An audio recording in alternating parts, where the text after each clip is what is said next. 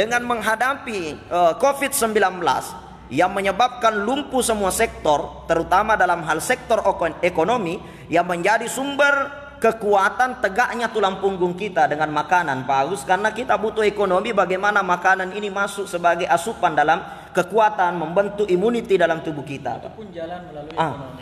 Itu harus jalan dengan ekonomi. Ya. Nah, dengan dakwah yang tersendak hari ini, maka ustadz-ustadz untuk melanjutkan dakwanya, mereka harus dituntut oleh zaman. Bagaimana dakwah melalui media. Ya, saat ini kemungkinan rapat-rapat di sekolah, rapat-rapat dunia perusahaan, rapat dunia perguruan tinggi, semua dilakukan dengan sistem aplikasi, sistem online. Nah, dengan sistem online yang ada saat ini, Pak Agus, itu pun butuh ekonomi. Iya, betul. Butuh ekonomi. Sampai-sampai mahasiswa yang disuruh ujian, disuruh belajar melalui online, itu saat ini menuntut kampus-kampusnya masing-masing. Mereka menuntut kampus, bagaimana ini kita disuruh ujian online, kampus dituntut untuk membelikan kuota masing-masing mahasiswa. Itu butuh ekonomi. Iya, semua butuh ekonomi, Pak Agus. Iya, begitupun dengan live seperti yang kita lakukan saat ini. Semua butuh data, semua butuh sistem, mulai dari menyediakan laptopnya, menyediakan sound systemnya, bagaimana mengkonekkan dengan handphone, bagaimana menata sehingga terbentuk Facebook yang lebih elegan, tampil di hadapan masyarakat, agar dakwah mudah sampai, dakwah lebih enak kedengaran. Semua kita butuhkan ekonomi dalam berdakwah melalui internet sekalipun. Iya. Nah, ketika tidak ada ekonomi, maka dakwah seperti ini pun nggak bisa jalan, gitu. Iya. Maka dari itu, ekonomi itu, apa kata Nabi, sebaik-baik penjaga iman adalah ekonomi.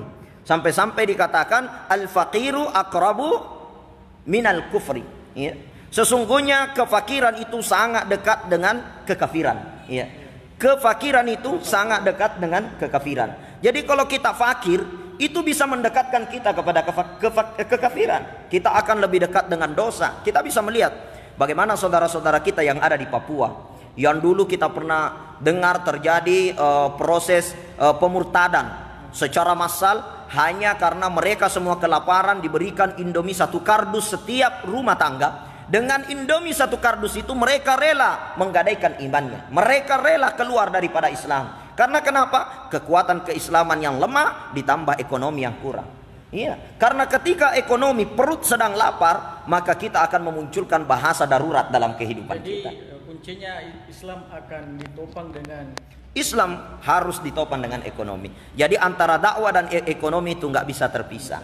Iya. Kenapa sekarang ini yang bangkit dalam dakwah, yang kemungkinan kita dituntut dengan zaman secara online dan lain sebagainya, yang naik adalah mereka-mereka yang punya ekonomi. Kalaupun kita tidak punya ekonomi, maka tentu kita harus mengemis lagi kepada sponsor-sponsor yang ada. Mungkin kita mengemis kepada pengusaha batu bara, kita mengemis kepada orang-orang kaya, ya. Bagaimana tersedia semua perlengkapan, alat, aplikasi, kemudian kita bisa membeli sound system, kita sewa marketing yang bisa membuat sistem live kita dengan bagus. Tentunya semua itu butuh ekonomi. Kalau ekonomi tidak ada, ustadz pun bisa hilang, gitu. Makanya kita sangat membutuhkan ekonomi dalam membangun agama, ya. Ya, karena ekonomi ini memang sudah menjadi sunnatullah. Di dalam Al-Quran sendiri, Allah Subhanahu wa Ta'ala memerintahkan kita, selesai kita melaksanakan salat, fantashiru fil ardi wabtagu min fadlillah. Kita diperintahkan untuk mencari rezeki Allah bertebaran di muka bumi ini, tentunya mencari rezeki-rezeki Allah yang halal.